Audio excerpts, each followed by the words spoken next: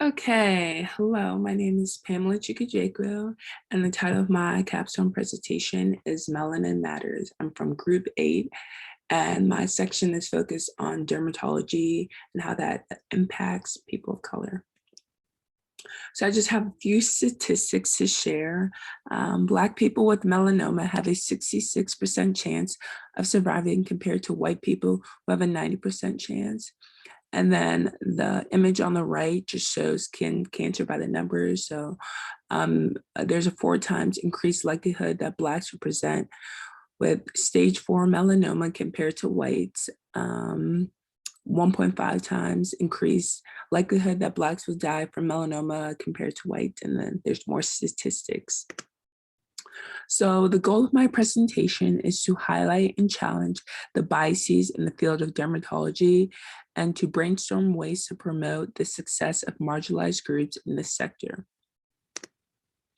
So social media outcry. I just screenshotted a few tweets I found on Twitter, just of some people expressing their concern in terms of the lack of diversity in the field of dermatology. So the first one is, physicians are trained mostly to diagnose conditions on white skin, and how about Black skin? In this, I found a purpose to promote the use of Black skin medical illustration. The dearth of images of darker skin in the COVID-19 literature is the newest example of the glaring lack of representation of Black and brown skin that has persisted in dermatology journals and textbooks for decades. Systemic racism starts from our textbooks. Have a look at this textbook from the British Association of Dermatology. Healthy skin for all or for some? Are Black people included in all? This is why we are saying that all lives cannot matter until Black lives matter. When asked about the risk of the app misdiagnosing Black and brown folks, Google's response was basically, it's not our fault because the entire field of dermatology is racist, which of course begs the question of like, then why make this at all? So the lack of diversity. So 13% of the US population is made up of Black individuals, but they only account for approximately 4% of physicians. Even when minorities are able to make it into medical school, there are still several hurdles they must bypass in order to be remotely successful. With dermatology being amongst the most competitive specialties today to match into, less than 7% of Black people, 5% of Hispanics or Latino individuals end up applying. So a lack of representation for minorities leaves many minority patients at risk. The field of dermatology needs more minorities in medical school. So some ways to implement change. Research has shown that racial concordance has positive impacts on physician and patient interactions. Dermatologists can take hold and start to diversify their own practice. Diversifying the staff in the practice will also help create a welcoming and comfortable environment for patients when they see workers who look like them. All in all, the benefits of diversifying medicine will help reduce healthcare disparity issues. So the lack of information, including variations of skin color in dermatology textbooks is needed. Another notable statistic was that there was a low representation of darker skin for skin cancer, but an overrepresentation for STDs. There's a lack of minority representation in textbooks, with most reference images in textbooks catering to lighter skin types. This does not prepare future physicians for the variety of individuals they will encounter in the future.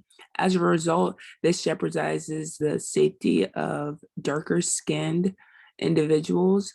This type of issue may lead to misdiagnosing. There needs to be a push for authors to produce inclusive material that displays a wide array of images for students to learn from. Doing this will only prepare students for what they are about to see in the future. And also, educators should be mindful of the material they are presenting for their students. There should be an emphasis on diverse skin types for future curriculum. Oh no, there's a lack of research on minority groups. There's a lack of participation amongst ethnic minorities for clinical trials just because they don't trust researchers. I mean, for example, the Tuskegee experiment was an unethical study conducted in the US where they left syphilis untreated in Black men.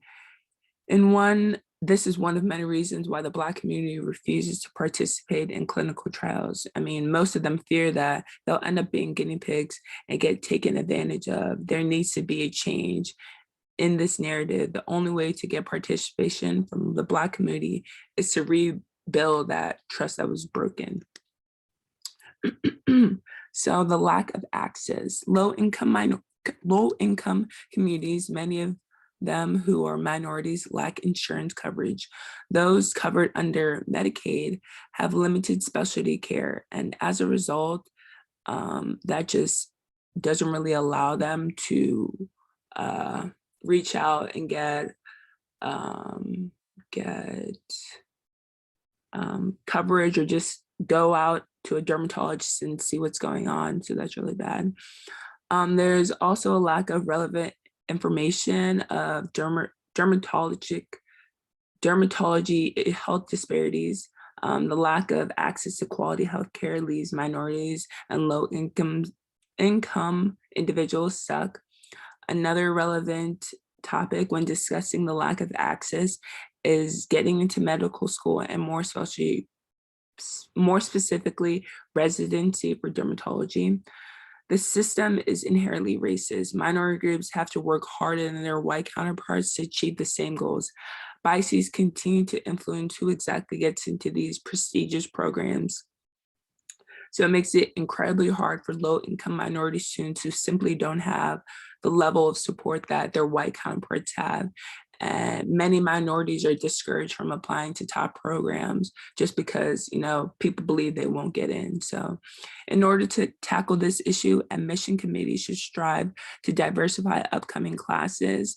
Current dermatologists should have mentorship programs where they partner with local schools to educate the youth on the field, medical school, and the residency process. Shifting the mindset to the notion that today's minority youth can make it will have a great impact on the future. The Medical Education Resources Initiative for Teens organization conducted a longitudinal study where they implemented an enrichment class for UIM, which is underrepresented in medicine students at a public high school in Baltimore. Following the completion of the class, there seemed to be a drastic increase in students wanting to go into dermatology. And, early exposure to various fields in medicine will only increase the ethnic diversity across the board. So diversifying medicine will help the issues of access. Underrepresented minority physicians are also more likely to work in underserved areas compared to other people. So I just wanted to include some additional resources. The first one is an Instagram account I found during the start of the COVID-19 pandemic. And it's an Instagram account dedicated to offering reference photos of skin conditions found on darker complexions.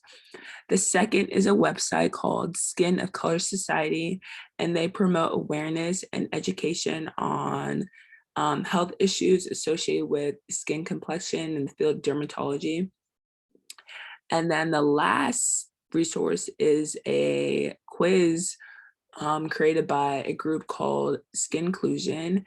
And this campaign initiative created by Skin Inclusion, again, is a free quiz that tests your own implicit biases. So that's just something you could possibly take and just get to know yourself better. So I just have a 5-question post quiz. So the first question, how can schools implement change that will directly impact the field of dermatology? What are some ways to improve the dynamic between patients and physicians? What implicit biases are you now aware of? What was the Tuskegee experiment? And what are ways to make the field of dermatology more inclusive? So those are just kind of open-ended questions that you can take and see what you've learned from this presentation. So that's my works cited, and that's it. Thank you so much for watching.